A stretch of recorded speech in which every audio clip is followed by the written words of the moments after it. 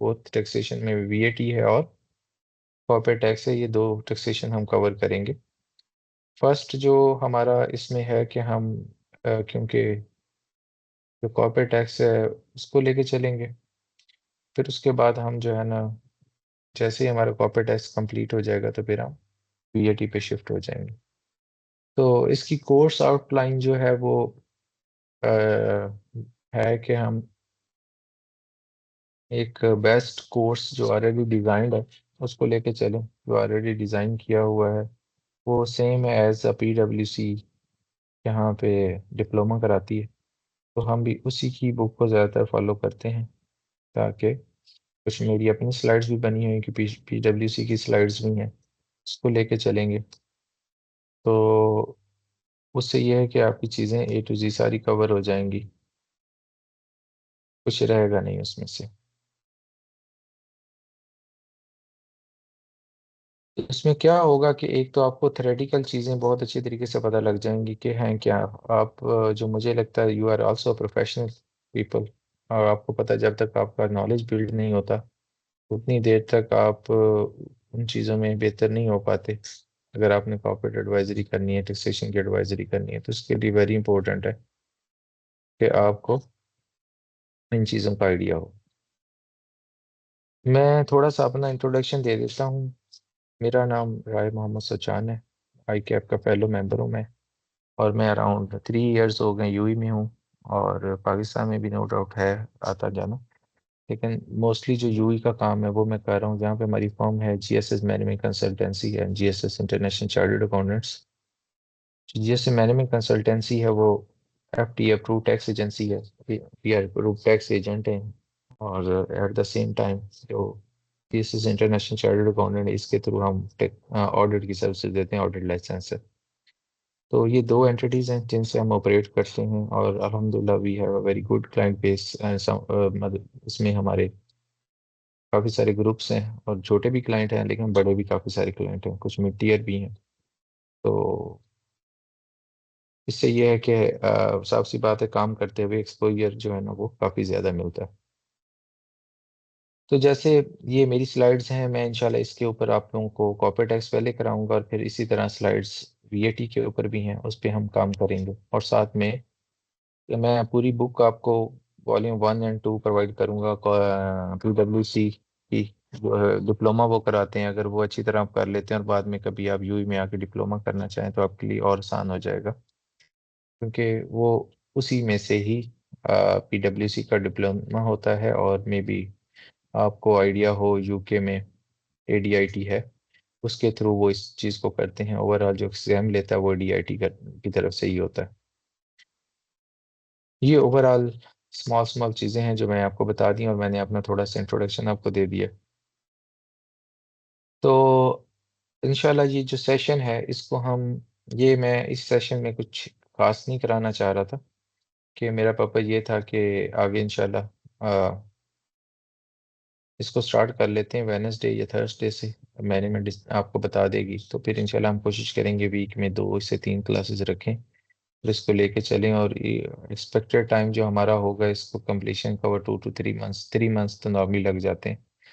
तो उसमें आपकी जो है ना ये ज़्यादा बेहतर तरीके से आप इनको कर पाएंगे। साथ में हम इंशाल्लाह लाइव सेशन होंगे, क्योंकि मैं यूई बेस्ड हूँ, तो सारा काम भी यूई में ही करता हूँ। तो ये आपके लिए बेनिफिशियल है कि जब हम प्रैक्टिकली बहुत सारी चीज़ों को देख रहे होंगे तो वो आपके लिए बड़ा फ़ायदेमंद होएगा।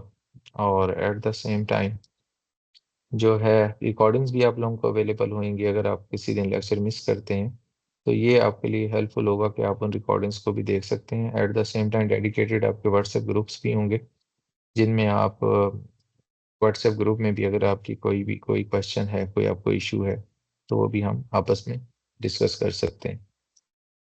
बाकी कुछ लोगों का क्वेश्चन होता है कि हम यूई में कैसे क्लाइंट्स हंट करें। एट द मोमेंट मैं एक और क्लास भी पढ़ा रहा हूँ, उसमें भी जितने भी स्टूडेंट हैं दे आर आल्सो प्रोफेशनल।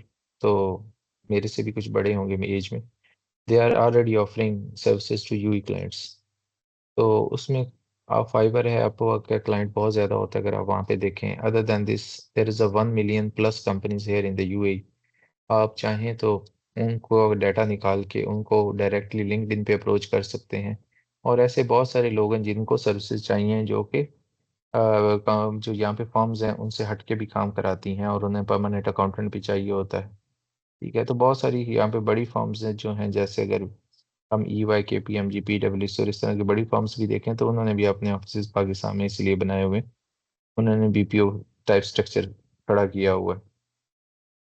तो इसी तरह वो सारे लोग जो PwC ने अपना आउटसोर्स ही एक तरह से काम किया हुआ है, इसी तरह छोटी फर्म्स भी कर रही हैं, अपने ऑफिस बनाए हुए हैं। बट स्टिल जो है ना, मार्केट में काम तो काफ़ी ज़्यादा है, और यहाँ पे कंप्लाइंस ना करने वाले को फाइन लगता ही लगता है। यहाँ पे पाकिस्तान की तरह नहीं है। तो कलम यहाँ पे अभी बहुत ज़्यादा मार्केट में जो है ना, काम अवेलेबल है पकड़ने वालों के लिए। तो थोड़ी सी एफर्ट लगाते हैं और वो प्रॉपरली इस चीज़ को देखते हैं, तो उनको ना काफ़ी सारा काम मिल जाता है मार्केट में। 1 मिलियन प्लस कंपनीज को आप खुद ही इमेजिन कर लें कि कितनी कंपनीज हैं ये, जो कि यहाँ की मार्केट के जो कंसल्टेंट हैं वो 300 प्लस होंगे। वो क्या टैकल कर सकते हैं या नहीं। तो इसीलिए जो आउटसाइडर और कॉस्ट भी इन्वॉल्व है यहाँ पे। नॉर्मली हाई ही कुछ फर्म्स हैं जो कम चार्ज करती हैं, नो डाउट। स्टार्टअप होते हैं जो स्टैब्लिश कंपनीज हैं, जैसे हम हैं, या इसी तरह बिग फोर हो गई, या टॉप 10 है, 20, 30, 50। वो हाई चार्ज करते हैं क्योंकि यहाँ पे कॉस्ट भी है, यहाँ पे स्टाफ रखने की, फिर उसके अलावा ऑपरेट करने की कॉस्ट है। तो इस वजह से उनकी चार्जिंग हाई है, as compare to the companies operating from Pakistan, India, from other areas जो ऑपरेट हो रही हैं। उनकी कॉस्ट जो है वो कम है ऑपरेट करने की, तो इसलिए उनको वो काफ़ी ज़्यादा बेहतर रह जाता है।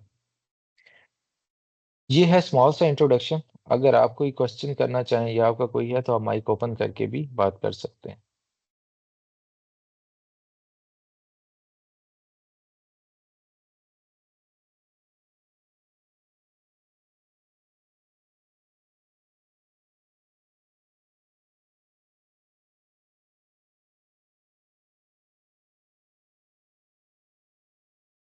आई believe so there is no question. आप टाइप करके भी पूछ सकते हैं, और माइक ओपन करके भी पूछ सकते हैं। अगर क्वेश्चन नहीं है, तो ये आज का स्मॉल सा है कि हम इंशाल्लाह प्रॉपर्टी टैक्स को पहले करेंगे, और इसको एज आई सेड उसके साथ साथ फिर इंशाल्लाह VAT पे शिफ्ट हो जाएंगे। VAT के बाद हमारा ये कंप्लीट हो जाएगा, और ये 100% सेम होगा जैसे PwC करवाती है। इससे इंशाल्लाह आपको बहुत ज़्यादा बेनिफिशियल ये चीज़ें होंगी, और इसके साथ साथ इंशाल्लाह हम इन चीज़ों को बेहतर तरीके से लेके चलेंगे। अगर आपका क्वेश्चन नहीं है, तो इंशाल्लाह इसको वाइंड अप करते हैं। ये छोटा सा सेशन था, जस्ट इंट्रोडक्टरी से, मैं को टीचिंग की तरफ नहीं जा रहा। तो इंशाल्लाह हम स्टार्ट कर देंगे इन अ डे और सो, मैनेजमेंट जैसे डिसाइड करेगी। हो सकता है वेडनेसडे या थर्सडे, 2 दिनों में ये क्लास हम रखेंगे, और इंशाल्लाह फिर प्रॉपरली इनको लेके चलेंगे मूविंग फॉरवर्ड।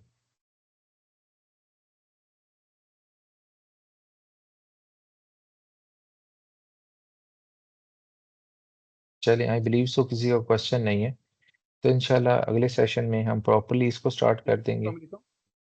वालेकुम सलाम। हाँ जी, ताहिर बात करूँ। अच्छा, मैंने पूछना था कि ये जो है आपका उसको करवा रहे हैं, ये जी प्योरली जी, प्रैक्टिकली होगा जिस तरह हम कर रहे होते हैं, या कि थ्योरेटिकल बेस होगा सारा? इसमें दोनों चीज़ें होंगी। थ्योरी अगर नहीं आती तो प्रैक्टिकल का कोई फ़ायदा नहीं होता। आप हम्म, वो फील्ड्स तो देख लेंगे, लेकिन आपको उसके पीछे बिहाइंड द सीन, उसके पीछे क्या लॉ क्या है, वो इन्वॉल्व नहीं होगा, उसका आपको पता नहीं होगा, तो कभी भी आप एडवाइजरी का रोल नहीं कर सकेंगे। आप एक डाटा एंट्री करने के लिए तो हो जाएंगे, लेकिन वो जो आपका कॉन्सेप्ट है वो नहीं क्लियर होगा। नॉर्मली ये होता है जैसे आई कैप के मेंबर्स होते हैं, क्वालिफाई कर लेते हैं टैक्सेस में, लेकिन जब प्रैक्टिकली आते हैं उनको टैक्स रिटर्न नहीं बनाना आ रही होती, ना कॉर्पोरेट की ना इंडिविजुअल की। में क्वालिफाइड बंदे भी हमने देखे हैं, जब उनको फर्स्ट टाइम देते हैं ना आईआरएस, तो उनको पता नहीं होता। तो आप तो जब तो हमें ये ट्रेनिंग देंगे, तो इसमें भी प्रैक्टिकली स्पेक्ट देखा जाएगा। जी बिल्कुल, देखा जाएगा। हम आईरेस पे जाएंगे, हम प्रॉपरली रिटर्न को 1 बाय 1 उसमें जितनी फील्ड्स आ रही हैं उनको डिस्कस करेंगे। Okay okay. ठीक है, और हो सकता है हमको एक आधी रिटर्न आपके सामने फाइल भी करें, लेकिन एटलीस्ट आपको सारी फील्ड्स जो आ रही होंगी कि मेनलैंड कंपनी में क्या होता है। मेनलैंड कंपनी में फिर अगर देखा जाए तो जो नेचुरल पर्सन है उसका केस क्या होता है, एलएलसी का क्या होता है, फिर फ्री जोन में अगर कोई एंटिटी है उसके साथ क्या होता है, फिर फ्री जोन में डेजिग्नेटेड जोन में होगा तो उसका क्या होगा। तो मतलब ए टू जी जिस तरह का, मतलब उसके बाद मतलब लॉ पढ़ने के बाद आपको वो फील्ड्स ऐसे नजर आएंगी कि यार ये तो वही जो बात मैंने पढ़ के आया था, ये असल में इस वजह से ये हो रहा है, ये इस वजह से हो रहा है। अगर हम सिर्फ और सिर्फ मैं आपको आज रिटर्न ही दिखा दूंगा ना, तो आपको ये समझ नहीं आ रही होगी कि यार ये क्यों हो रहा है। ठीक है। तो मैं जिससे पीडब्ल्यूसी में भी ऐसे ही है और बाकी जगहों पे कि वो पहले नॉलेज बिल्ड करते हैं। ठीक है। जब नॉलेज हो जाएगा तो आपको लॉ किसी को बताते हुए बड़ी आसानी होगी। कोई सिनेरियो कोई डिस्कस करेगा तो आपको फौरन समझ आ जाएगी। बीइंग आई के मेंबर आप इस चीज को समझ सकते हैं। जिस तरह पाकिस्तान के अंदर ये टैक्सेशन की बुक है या सेल्स टैक्स की है, तो वहाँ पे भी सेम ही है, या कि ये जो पीडब्ल्यूसी का अलग से बुक है इन्होंने बनाई पीडब्ल्यूसी ने अपनी बुक बनाई। There is a no book from the authorities. ठीक है। ठीक है। जो मिनिस्ट्री है वो ऐसी कोई बुक नहीं बनाती, but they can give you a some like, जैसे एक लॉ होता है यहाँ पे फेडरल डिक्री लॉ, जैसे मैं अगर आपको थोड़ा सा स्क्रॉल करके चले दिखाई देता हूँ, ये आ जाए नीचे। यहाँ पे एक फेडरल डिक्री लॉ आता है, जैसे पाकिस्तान में एक लॉ इशू होता है, जैसे एक्ट होता है, ऑर्डिनेंस होता है। ठीक ठीक है। है। उसी तरह एक लॉ, फेडरल डिक्री लॉ आता है। वो उसके बाद उसमें सारे आर्टिकल्स होते हैं, आर्टिकल 1 2 3 4 5 सो। ठीक। उसको बेहतर तरीके से डिस्क्राइब करने के लिए कुछ कैबिनेट डिसीजंस आते हैं उसके बाद, ठीक है। वन बाय वन आते जाते हैं आर्टिकल्स के ऊपर। फिर उसमें फर्दर उसको और बेहतर बताने के लिए, और कुछ में अगर ये नहीं बता रहा होता तो मिनिस्टेरियल डिसीजंस आ रहे होते। ये ठीक। मिनिस्ट्री ऑफ फाइनेंस इसको डील करती, क्योंकि ओवरऑल ये जो फेडरल लेवल पे है, और सिटी राज्य की बात की जाए और इसी तरह वेड में भी ऐसे ही है। जो मिनिस्ट्री ऑफ फाइनेंस है ये ओवरऑल इसको देखती है, जितना भी ये टैक्स के मैटर्स है। ठीक। उसके अंडर फिर एफटीए की धारा है। ठीक। ठीक है। इसी तरह एफटीए कुछ अपने डिसीजन इशू करती है। अगर इन केस आपको कोई इशू आ रहा है, आप नहीं आपको समझ आ रहा, तो एफटीए को एक लेटर लिख देते हैं, एक क्यूरी रेज कर देते हैं, तो वो उसके ऊपर अपना एक डिसीजन दे देता है। लेकिन वो बोर्ड ऑफ डायरेक्टर और एफटीए होता है, एक पूरे बोर्ड है उसका, एक चेयरमैन होता है उसका। ठीक। फिर एफटीए उसके ऊपर गाइड्स देता है। ठीक है। गाइड्स ये ऐसी गाइड्स होती हैं, अगर आप पढ़ेंगे तो बड़ी लंबी लंबी होती हैं, और उसको बहुत अच्छी तरह एलेबोरेट किया होता है एक एक पॉइंट को, कि इसका क्या मतलब है, इसका क्या मतलब है, साथ छोटी छोटी एग्जांपल्स दी होती है उन्होंने, ठीक। ताकि आपको समझ आए कि ये जो आर्टिकल्स हैं या एक पूरा टॉपिक है उसका क्या बन रहा है। जैसे फॉर एग्जांपल वो एक पार्टनरशिप के ऊपर है, अन इन और इन इनकॉर्पोरेटेड पार्टनरशिप्स होती हैं यहाँ पे। उसके ऊपर पूरा एक गाइड है कि इन इनकॉर्पोरेटेड पार्टनरशिप क्या होती हैं, उनकी टैक्सेशन कैसे होगी, उसकी फिर एग्जांपल दी हुई हैं। इसी तरह मतलब उसके कोई 30 40 50 पेजेस बन जाते हैं। तो मैं आपको दिखा भी देता हूँ, फिर कोई क्लैरिफिकेशन चाहिए होती तो वो भी आती है। मैं इस सीन स्टॉप करके आपको एक 1 और 2 थोड़े से दिखा देता हूँ।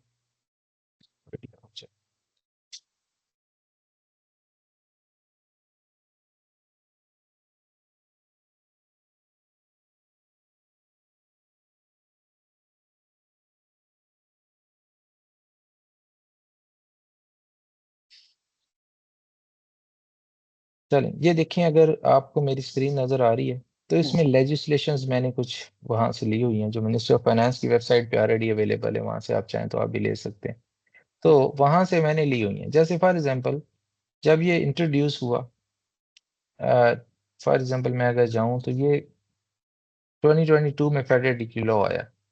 ठीक है ना, तो 47 इसके ऊपर, तो ये एक लॉ आया 47 और 2022। अगर मैं इसको ओपन करूं तो आपको थोड़ा सा आइडिया होगा कि ये कैसा है, इसमें क्या वर्डिंग है, कितना कितना इसमें लिखा हुआ है। ये देखिए, ये पूरा उसके अंदर फेडरल डिक्रीला का नंबर दिया होता है, इफेक्टिव डेट दी होती है, गजट में पब्लिश होना होता है, और ये किस किस को रिप्लेस कर रहा है, क्या क्या कर रहा है, ये सारी चीजें इसमें लिखी होती हैं। और ये किसने इशू किया ये भी सारा लिखा हुआ है। और पिछले जितने भी इसमें फेडरल डिक्री लॉ आए हैं वो भी सारे लिखे होते हैं आज तक।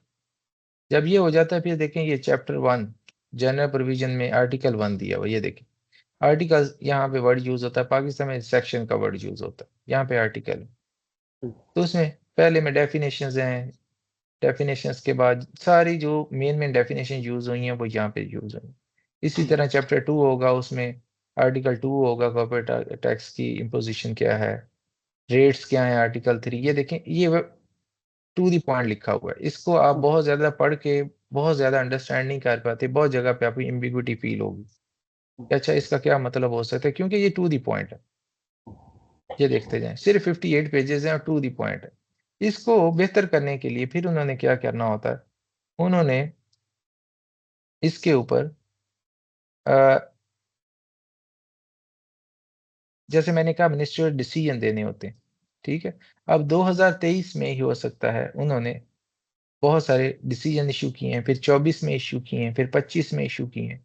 तो ये बहुत सारी चीजें हैं जो उन्होंने बाद में इशू की। अगर मैं 23 में चला जाऊं इनके 23 में, तो आपको ये नजर आ रहा होगा cabinet decision number 37 for example, cabinet decision number 49, 55, 56, 75, 81, 100, 74, 60, 27। अब हर एक को मैं खोलता हूँ तो आपको आइडिया होगा, किसी को एक को मैं खोलता हूँ जी, चलें 55 को खोलता हूँ।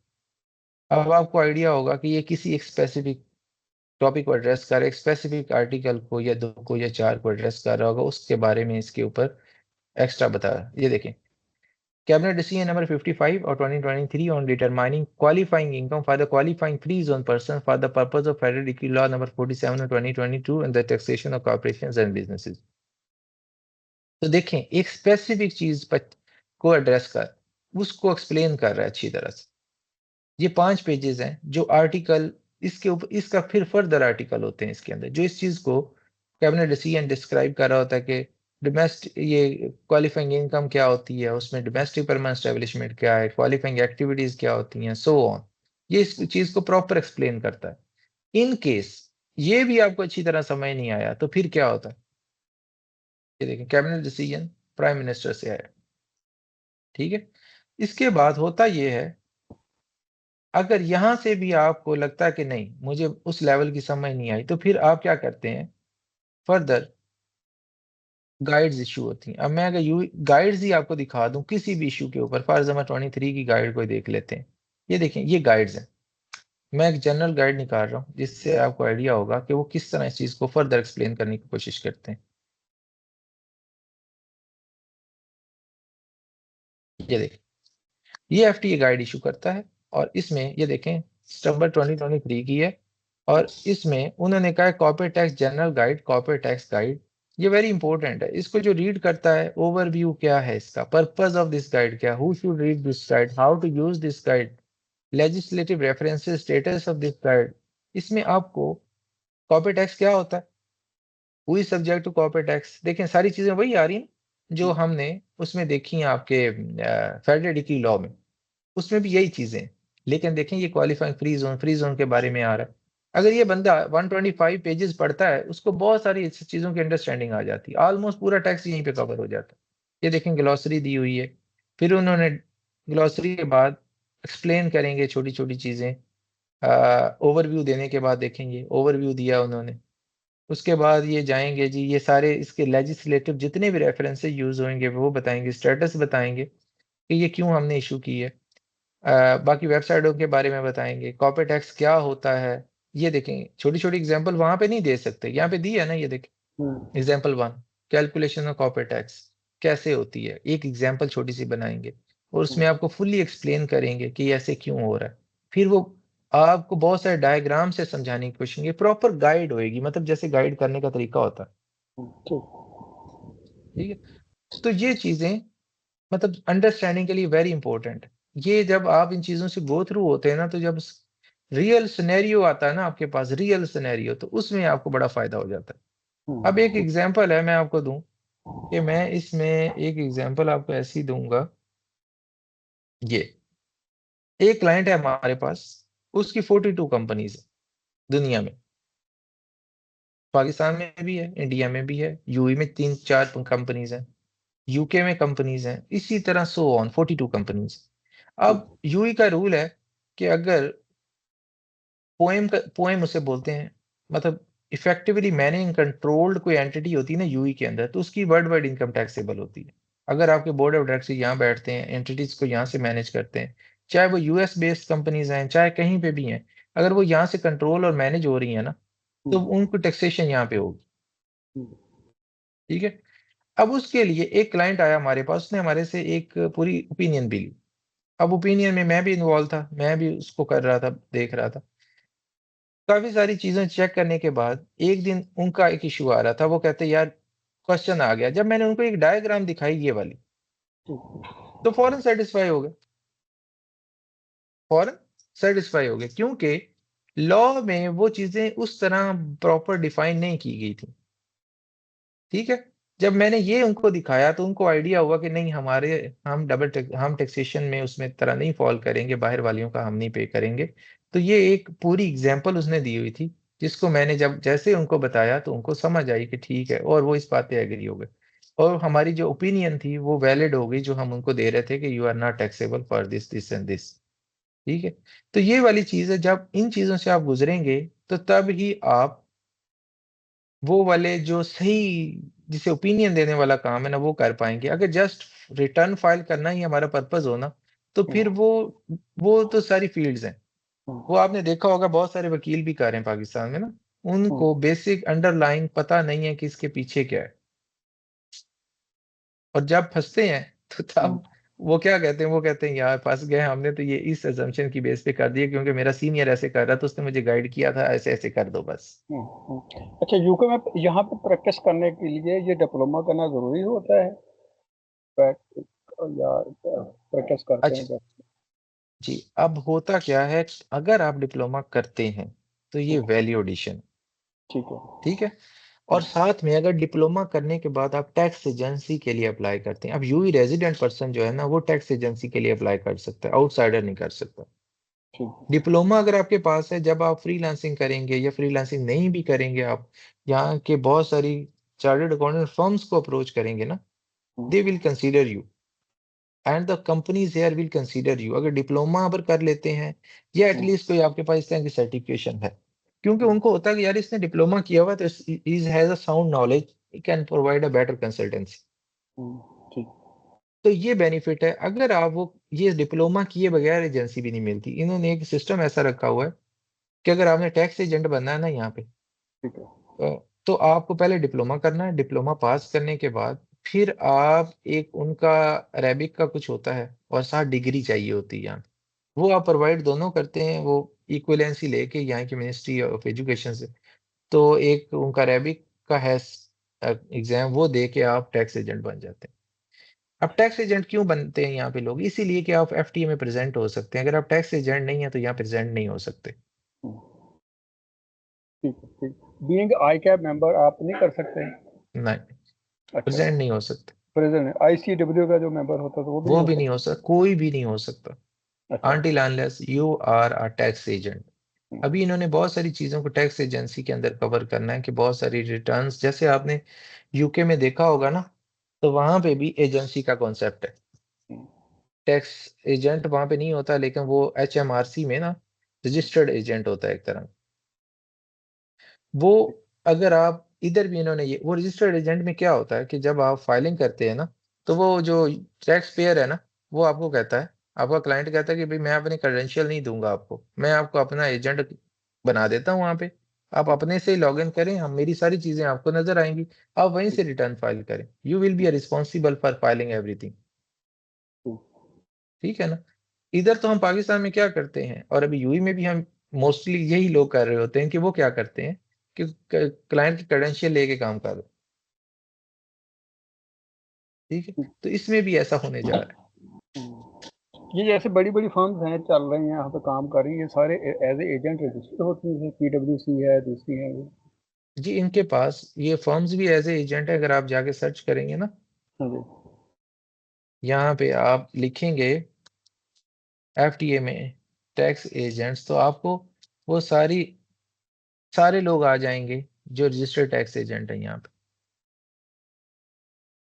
यहाँ पे आपको एजेंसियां नजर आ जाएंगी, ये देखें, देखते जाएं, इनका लिखा हुआ है ना। हाँ जी। तो यहाँ पे सारे टैक्स एजेंट यहाँ पे आपको नजर आएंगे जो इसके साथ रजिस्टर्ड है, के साथ कंपनियों के नाम आ रहे हैं। हम्म, जैसे फॉर एग्जाम्पल हमारा भी यहाँ पे आपको आ जाएगा,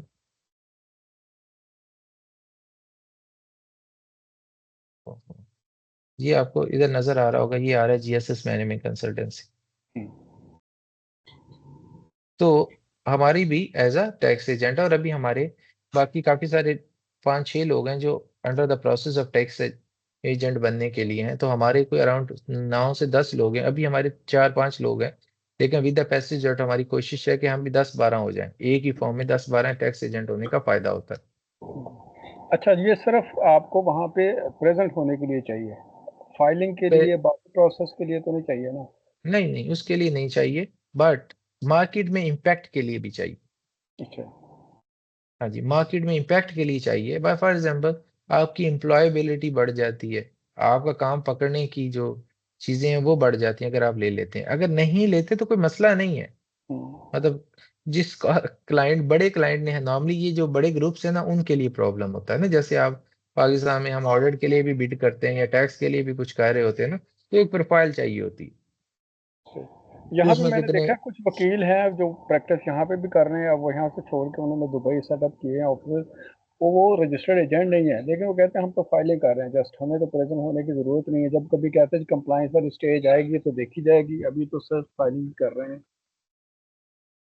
तो इज इट इधर ट्रू? ना ये देखें दुबई में और यूएई में ना, जो लॉयर है ना वो जाके ये लाइसेंस लेके काम शुरू कर ले, एक अलहदा बात है। बट यहाँ पे लॉयर्स की अपनी जो फील्ड है ना, असल वाली ठीक वाली, वो वो लॉ है, ठीक है ना, कोर्ट्स वाला, ठीक। जिसमें सिविल लॉ है, दूसरे लॉज हैं। तो वो उनमें उनकी प्रैक्टिस जो है ना ज्यादा बेहतर चलती है। यहाँ पे जो ज्यादा काम है ना जो कर रहे हैं वो अकाउंटेंट्स ही हैं, ठीक है। यहाँ पे जो लोग हैं ना उनको पता भी है कि जो मेन बंदा है ना जो काम करने वाला अकाउंटेंट है, हम्म, क्योंकि they are coming from UK, from Europe, from Russia, they know कि ये काम वकील का नहीं है, ये पाकिस्तान में गलत है। अगर आप अपने साथ अकाउंटेंट लिखते हैं, चार्टर्ड अकाउंटेंट लिखते हैं, सीपीए लिखते हैं, तो लोग आपको ज्यादा वैल्यू करते हैं। ठीक, ठीक। लेकिन लॉयर अगर लेना चाहे तो प्रॉब्लम नहीं है, वो क्या करेगा, वीडब्ल्यूसी का डिप्लोमा पास करेगा, उसके बाद अगला काम करेगा, ठीक है। अच्छा, ये डिप्लोमा पीडब्ल्यूसी करवाती है? ये पीडब्ल्यूसी कराती है, सिर्फ यही अथॉराइज है? सिर्फ यही ऑथराइज, और उन्होंने किसी और को किया ही नहीं है, अच्छा, ये होता कितनी देर का है? मोनोपोली है। इस पे लग जाते हैं 4-5 महीने लग जाते हैं, 6 महीने भी लग जाते हैं। इसके अलग अलग डिप्लोमे, वैट का अलग है, अच्छा। हाँ, और कॉर्पोरेट टैक्स का अलग है, और हर एक की कॉस्ट है। लाइक पीडब्ल्यूसी का, ये जो पीडब्ल्यूसी का ये डिप्लोमा है, ठीक है ना, ये अराउंड कॉस्ट करता है सिटी वाला आपको 20,000 की रेंज में, क्योंकि 16,000 और 17,000 की अपनी कॉस्ट है जो चार्ज करते हैं दरम। और उसके साथ आपने ये जाके फिजिकल क्लास लेनी होती है। अच्छा, हाँ, इसमें आप क्लास स्किप नहीं कर सकते, वो आपकी अटेंडेंस मार्क होती है। ऑनलाइन नहीं है इनकी? नहीं, ये ऑनलाइन नहीं है। ये देखें, जैसे मैंने आपको बताया, मॉड्यूल ए है, फिर इसमें मॉड्यूल बी है, फिर मॉड्यूल सी है, ये मॉड्यूल डी है। तो ये अभी स्टार्ट हुए हैं, ये शुरू से हुए हैं ये वाले डिप्लोमे? नहीं नहीं, ये काफी देर से है, ये सिटी का है सेम, ये देखें ना। हाँ, इसमें आपको मिलती है certification, but at the same time जो है इसने काफी देर से शुरू किया हुआ है। इसमें पहले इसमें जो है ना वीएटी का डिप्लोमा दे रहे थे। ये देखें इनकी कॉस्ट है, ये देखें 16,500, 16,500, 16,500।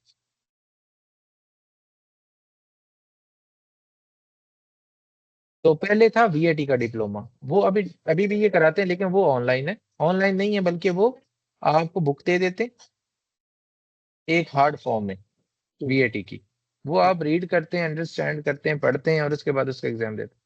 हम्म।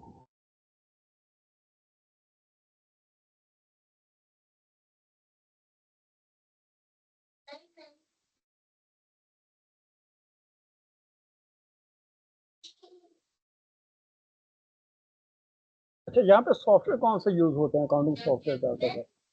इसमें बहुत सारे सॉफ्टवेयर हैं। यहाँ पे यूई में डाइवर्स मार्केट है, जिसमें लोकल सॉफ्टवेयर भी हैं, कुछ इंटरनेशनल भी हैं। जैसे एसएपी भी यूज होता है, ओडो भी यूज होता है, ओरेकल भी यूज हो रहा है, पीएचडी भी यूज हो रहा है। तो यहाँ पे डाइवर्स मार्केट है।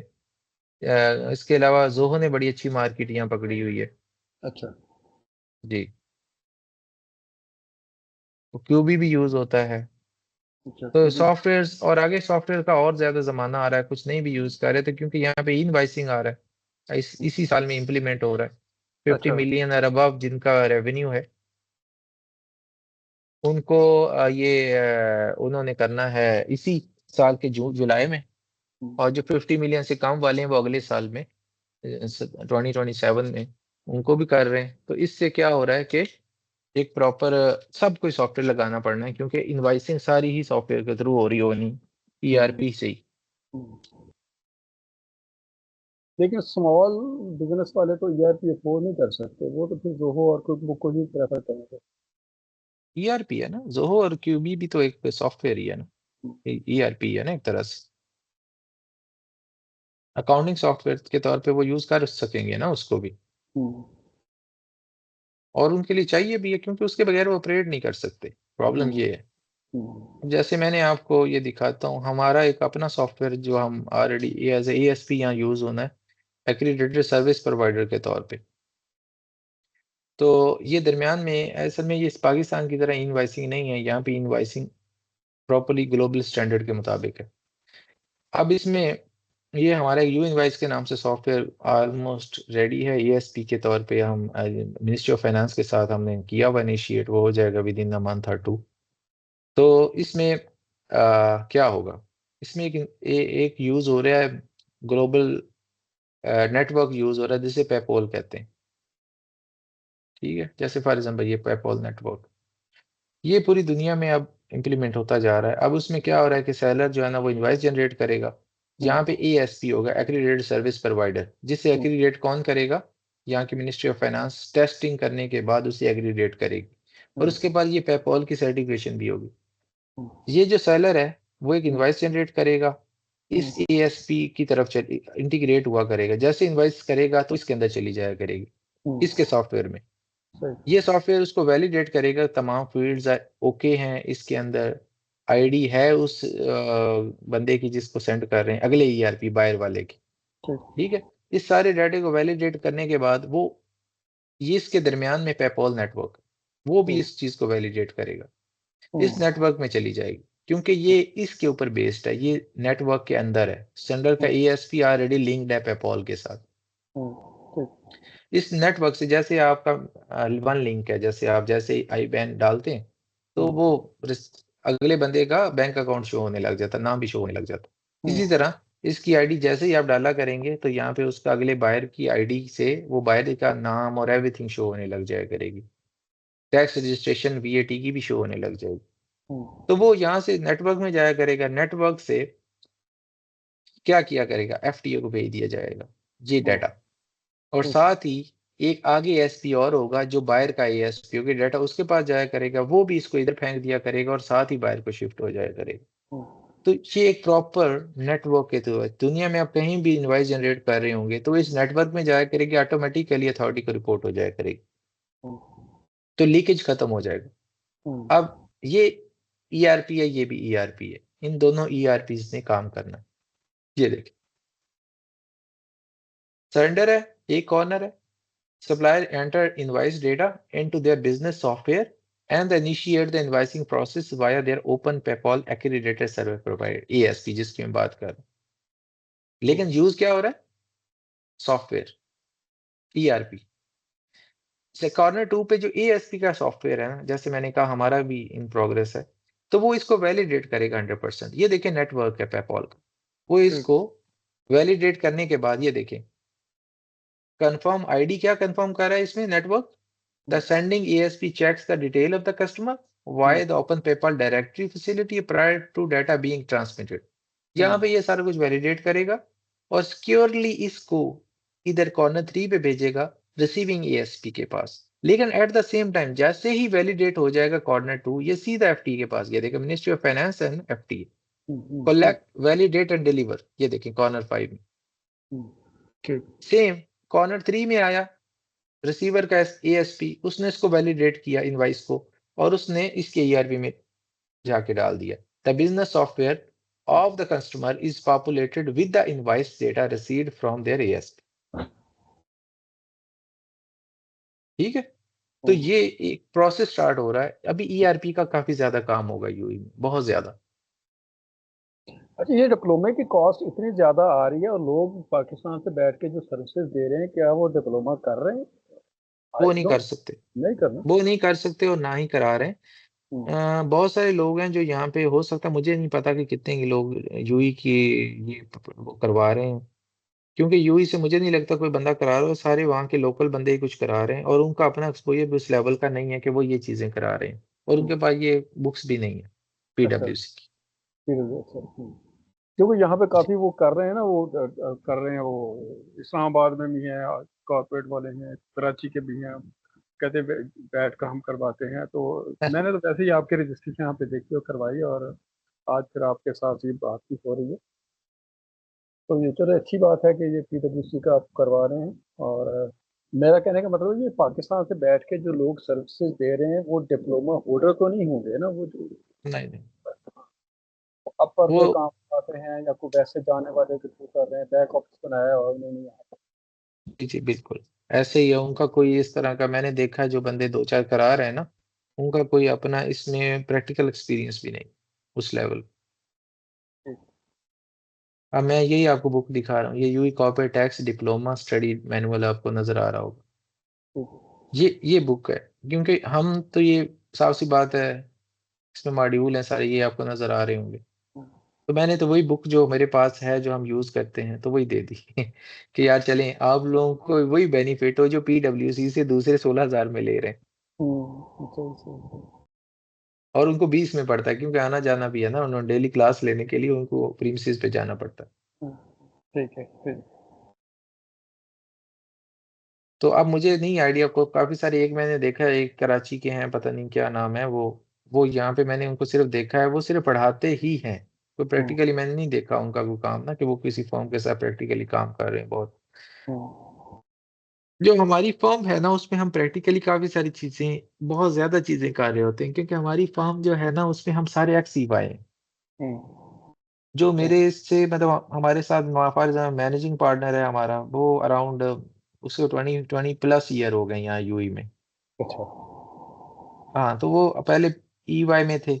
यहाँ पे ईवाई में उन्होंने आर्टिकल्स तो पाकिस्तान कराची से किए हुए हैं, लेकिन यहाँ ईवाई में as a senior manager director काम करते रहे। फिर यूएस में भी 2 साल किया। फिर इसके अलावा जो बाकी लोग हैं हमारे साथ, वो भी हम्म, सारे यहाँ दुबई के एक्स ईवाई हैं, अच्छा। पाकिस्तान से और दुबई से। तो हमारा सिर्फ ये है कि हम, और फिर वो जब से वैट आया तब से ये काम कर रहे हैं, अब वैट से पहले भी कर रहे हैं। अब पी आप ईवाई में रहें, यहाँ पे हम्म, बिग फोर फर्म में रहें, तो आपका एक्सपोजर डिफरेंट होता है as compare to the someone that not hmm, worked in big four. Hmm, ये चार्टर्ड अकाउंटेंट यहाँ से जाके ये प्रैक्टिस करते हैं, पर्सनल कैपेसिटी में करते हैं, बड़े सेटअप नहीं। वो ज्यादातर वो बैट और अकाउंटेंसी की कर रहे होते हैं। पर्सनल कैपेसिटी तो यहाँ अलाउ नहीं है until unless you have a license। नहीं, वो फर्म रजिस्टर करा लेते हैं ना, किसी उसमें हाँ, फ्री में करवा लेते हैं। किसमें? 12,000 15,000 पाउंड वो लगते हैं दिरहम, और वो वहाँ पे हाँ, कर। वही वही फर्म करते हैं ना, फर्म एज अ फर्म और कॉर्पोरेट करते हैं, तो कर सकते हैं ना, कोई मसला नहीं है, उसमें कर सकते हैं। ऑल डिपेंड्स ऑन कि आप किस तरह का क्लाइंट पकड़ते हैं, और आप कितना लोगों को सेटिस्फाई करेंगे, आपका नॉलेज है ना। जैसे अभी आप फॉर एग्जाम्पल ये पूरा कोर्स ले लेंगे, फिर आपके काफी टाइम आपको और भी फर्दर लगेगा आस्ता आस्ता ना, क्योंकि देखिए जो रियल वर्ल्ड सिनेरियो होते हैं ना, हम्म, वो आपको कई दफा टाइम लगता है उसको करने में। जब आप ऑडिट खुलेंगे यहाँ पे, तो वो साफ सी बात है, एक्सपोजर बड़ा मैटर करता है यहाँ पे। तो आप कर सकते हैं, कोई मसला नहीं है, आप फिर वो उसमें फ्लो में चलते जाते हैं। अगर अभी आगे कोई करेगा तो उसके लिए थोड़ा सा मसला होगा, जो पीछे वाले बैठे हैं उनके पास थोड़ा सा एज है, हम्म, क्योंकि वो they are here in the market, they can understand. उन्होंने 2018 से वीएटी को डील किया है। सही, ठीक है, ठीक है। 2018 से लेके 2023 तक 5 साल उन्होंने एफटीए को फेस किया। ठीक। ठीक है। अब उन्हें आइडिया हो गया है कि एफटीए किस तरह चलता है, वो क्या प्रोसीजर फॉलो करता है, क्योंकि उन्होंने वीएटी के सारे लॉज और प्रोसीजर को फॉलो किया। तो उसके पास एक कंपेटिटिव एज है और उसने मार्केट में नाम बना लिया हुआ है। अभी वह यहाँ पे कंसल्टेंट हैं इंडियंस भी काफी सारे, जो कि 2-2 3-3 सौ में भी काम कर रहे होते हैं ठीक। दरम में। लेकिन हम फॉर एग्जाम्पल जैसे हमारी जैसी कंपनी, हम एक कॉर्पोरेट टैक्स रिटर्न फाइल करने का भी 3000 दरम चार्ज करते हैं। हम्म। ये चार्टर्ड अकाउंटेंट है, वहाँ पे मिनिमम। प्रैक्टिस का लाइसेंस लेना पड़ता है? अब उसमें क्या आई कैप का मेंबर होता है और जहाँ पे आई कैप का लाइसेंस लेके प्रैक्टिस स्टार्ट कर लेता है, ऑडिट कर रहा है। नहीं, अब ऑडिट नहीं ये कर सकते। तो ऑडिट के लिए आपको ऑडिट लाइसेंस चाहिए यहाँ पे। जहाँ पे अच्छा, यहाँ पे उसका ऑडिट क्या, लाइसेंस चाहिए। उसका क्या क्राइटेरिया होता है? आई कैप उसका मेंबर ले सकते हैं? आई क्या मेंबर ले सकता है अगर he has a like he और she has a bachelor degree hmm, 4 years और उसका एक्सपीरियंस हो। फॉर एग्जाम्पल पाकिस्तान में उसका 5 के 7 साल का एक्सपीरियंस रिक्वायर्ड होता है, फिर यहाँ का 2 साल के 1 साल का एक्सपीरियंस रिक्वायर्ड होता है, अच्छा। फिर मिल जाता है एज वो अ फिर experience as a audit firm के साथ एज एन ऑडिटर। हम्म, अच्छा। अदरवाइज बहुत सारे यहाँ पे फिर लोकल के नाम पे ले लेते हैं। अच्छा, किसी दूसरे बंदे के नाम पे। जी जी। हम्म, और उसको फिर देते रहते हैं मंथली या एनुअली, उसके साथ बात कर लेते अच्छा, वो जो बंदा होता है वो चार्टर्ड अकाउंटेंट नहीं होता है? हैं। नहीं, हाँ, यहाँ पे रिक्वायरमेंट चार्टर्ड अकाउंटेंसी की नहीं है, यहाँ पे रिक्वायरमेंट है बैचलर डिग्री की और प्रोफेशनल एक्सपीरियंस की। ठीक है। यहाँ डिग्री की ज्यादा वैल्यू है। लेकिन हम्म, साथ में अगर उसने कोई यूएईसीए वगैरह लिया हुआ है या कोई एसीसी है तो वो भी ठीक है, चल जाता है। लेकिन हम्म, डिग्री मस्ट है यहाँ पे, और कुछ एग्जाम पास करने होते हैं यहाँ पे। नहीं, आई कैप जैसे आई कैप का वहाँ पे है तो वो आई कैप की डिग्री वहाँ पे वैलिड नहीं है कि उसकी बेस पे नहीं नहीं मिलती? अच्छा। नहीं, आई कैप की डिग्री है ही नहीं। आई कैप इज सर्टिफिकेशन प्रोवाइडर। यहाँ हम्म, पे इस सर्टिफिकेशन पे वीजा नहीं अब लगता। हम्म। तो वो तो फिर अब अगली एक बात है। आईसीडब्ल्यू का, जो आईसीडब्ल्यू का ले लेते हैं आई कैप उसका वाले, भी नहीं होता, उसका भी नहीं सर्टिफिकेशन किसी पे भी नहीं होता। होता? अच्छा। Every one need a degree. Hmm. तो यहाँ पाकिस्तान पे में जो यू बीकॉम डिग्री है, बीकॉम डिग्री है, वो इक्वलेंस होती है उसकी? उसकी हो जाती है, लेकिन वो 2 साल की है, ऑडिट के लिए 4 साल की चाहिए। अच्छा। हाँ, टैक्स एजेंसी के लिए 2 साल की काम आ जाती है, उसकी इक्विवेलेंस मिल जाती है। ठीक है, लेकिन यहाँ पे इसके लिए 4 साल के लिए आपको 4 साल चाहिए, 4 इयर्स बैचलर ठीक है, ठीक ऑडिट है। के लिए। सही सही। तो ये जो फर्म बनी हुई है, जैसे कि इसमें जो मेंबर्स हैं, ये इनके पास अपनी डिग्रीज होती हैं, ये 4 इयर्स की क्वालिफिकेशन बेस पे अप्लाई कर रहे होते हैं? जी, इन्होंने जो मेंबर्स पाकिस्तानी हैं जिन्होंने ऐसा किया, वो उनके पास डिग्रीज हैं और उनके पास एक्सपीरियंस है। जैसे मैंने कहा कि कुछ लोग तो काफी देर से यहाँ आ गए, हम्म, उन्होंने क्या किया, ऑडिट फर्म्स में काम किया, हम्म, पीडब्ल्यूसी, ईवाई, हम्म, सो ऑन, मजार्स। तो हम्म, वो उनके पास एक एक्सपीरियंस आ गया, प्लस वो क्या करते हैं, फिर 5 साल एक्सपीरियंस वो बाहर का 3 साल 2 साल बना लेते हैं, जैसे पाकिस्तान से आर्टिकल्स का। ठीक है। ठीक है। तो वो उनका ओवरऑल एक जो 6 साल 7 साल का एक्सपीरियंस चाहिए होता है वो पूरा हो जाता है। वो और डिग्री, वेरीफाइबल यहाँ का एक्सपीरियंस भी चाहिए होता है, वहां वाला और वो वेरीफाई करवाते हैं एमओएफ से। जी जी। और डिग्री, डिग्री का क्या करते हैं? डिग्री उन्होंने की होती है ना कहीं नहीं ना नहीं कहीं से कुछ नहीं, लोग वो। हाँ, जी जी। बैचलर डिग्री की होती है फिर उन्होंने 4 इयर्स वाली की उन्होंने? होती है यहाँ पे, बहुत सारे लोगों ने की हुई है, जैसे फॉर एग्जाम्पल बहुत सारे एसीसीएज हैं यहाँ पे, उन्होंने ऑक्सफोर्ड ब्रूक्स यूनिवर्सिटी की हुई है। हम्म, ठीक है। कुछ पाकिस्तानी हैं, उन्होंने की हुई थी ना शुरू में, उन्होंने अपना काम जारी रखा, उन्हें पता था इसकी रिक्वायरमेंट है, तो उन्होंने वो कोई एग्जाम्पशन लेके साथ 2 साल का पूरा किया, या किसी ने कंटिन्यू रखा और अपना कर लिया। तो वो हम्म, मतलब उन्होंने रिक्वायरमेंट को पूरा किया। हम्म, रिक्वायरमेंट के बगैर नहीं देते यहाँ पे। अब फॉर एग्जाम्पल मैं हूँ, मेरे पास नहीं है डिग्री, मिसाल दे रहा हूँ, हम्म, मैं भी आई का मेंबर हूँ, लेकिन मेरे पास सर्टिफिकेशन है, डिग्री नहीं है। अब मैं for example university of London ACC के कुछ पेपर हैं 2-3 वो दे रहा हूँ, और उसके ब्याह पे मुझे पहले ऑक्सफोर्ड ब्रूक्स यूनिवर्सिटी की मिलनी थी, लेकिन वो साफ सी बात है मैंने नहीं उसको किया पहले। तो अभी मैं यूनिवर्सिटी ऑफ लंदन का उनका चल रहा है, तो मेरा प्लान है उसमें लेने का। हम्म, और उसकी रिकग्निशन भी बहुत ज्यादा है। आप देखें पाकिस्तानी डिग्री की और यूनिवर्सिटी ऑफ लंदन की वैल्यू में जमीन आसमान का फर्क है।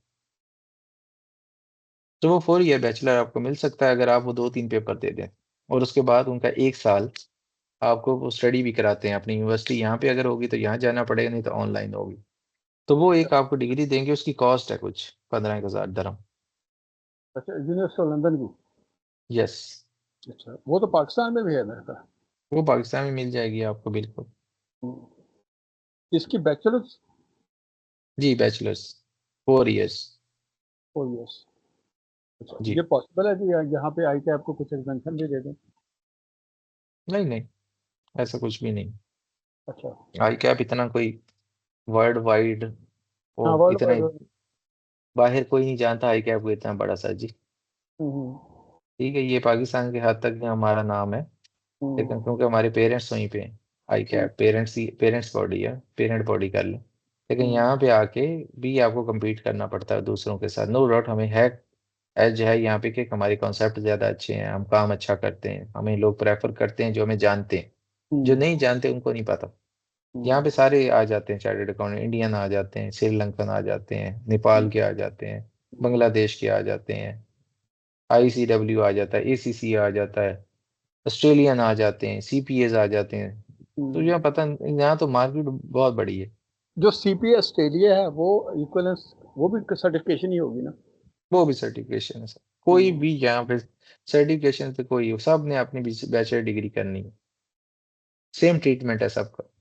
चाहे CPA ऑस्ट्रेलिया भी किया, US भी किया हुआ, US CPA के लिए आपको वैसे भी बैचलर चाहिए होता है, मास्टर एटलीस्ट वहाँ पे, वो क्रेडिट आवर्स पूरे करने के लिए। चलो, यूनिवर्सिटी ऑफ लंदन का भी सोचते हैं ये एक आपने वो आइडिया। लाजमी सोचें, वेरी हाँ। इंपॉर्टेंट है। वो हम्म। थोड़ी सी कॉस्ट है आपकी, लेकिन ये है कि आप दुनिया में फिर आपको एक रिकग्निशन मिलेगी। वो हम्म। आपके लिए बड़ी बेनिफिशियल है। मैं पर्सनली, हमें नहीं पता था, और मैंने भी लटकाए रखा है इस चीज़ को। मैं को 2 साल पहले भी कर सकता था। तो ये बैचलर्स इसमें किसी भी चीज में होती है, मतलब अकाउंटेंसी में बैचलर होगी ना ये वाली? अकाउंटेंसी में प्रोफेशनल अकाउंटेंसी। अच्छा। हाँ, उसका नाम है प्रोफेशनल अकाउंटेंसी। अगर ओपन होगी तो मैं कहीं दिखा भी दूंगा आपको, आप सर्च भी कर लीजिएगा। प्रोफेशनल अकाउंटेंसी है यूनिवर्सिटी ऑफ लंदन। ठीक है। वो वर्ल्ड में 9th नंबर की यूनिवर्सिटी है, आप साबा की लगा लें आप। अच्छा।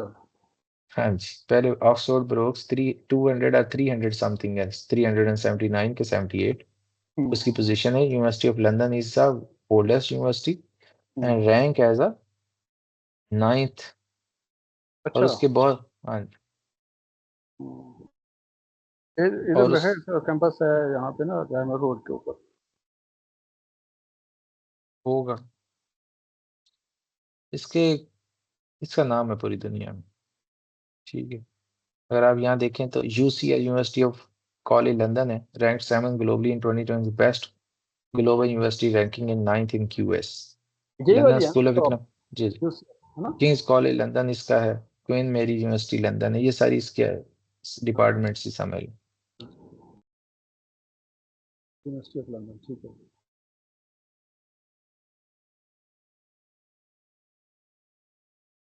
तो ये one of the best university, ACCA का यही बेनिफिट है, वो अपने मेंबर्स को, अपने स्टूडेंट को अच्छी जगह पे ले जाता है। हमारे वाले नहीं करते, क्योंकि हमारे में पॉलिटिक्स बहुत ज्यादा है। हाँ, यही है सर, ऐसे ही।